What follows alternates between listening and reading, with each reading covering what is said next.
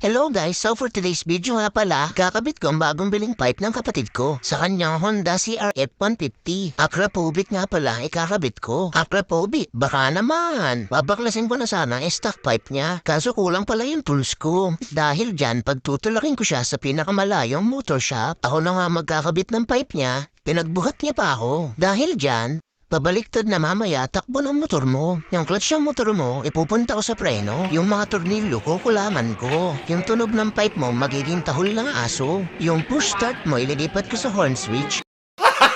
Gago!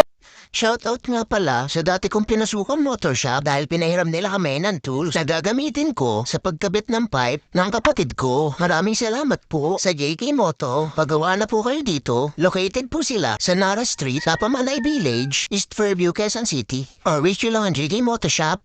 75 years later. Full system guys. CRF 150L.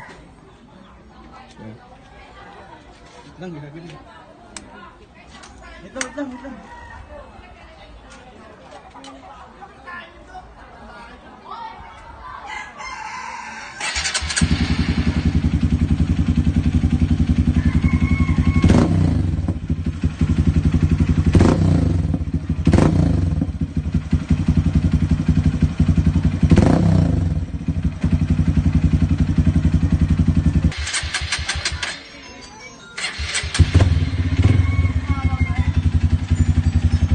Okay, Franz. Nakalimutan ko videoan habang ginagawa mo. Ginawa ko Sayang kasi mo content. videoan. Hindi mo talaga na videoan? Hindi. Patay tayo dyan. Okay yun. Sayang content. Emotional damage! Huwag kayo iiyak.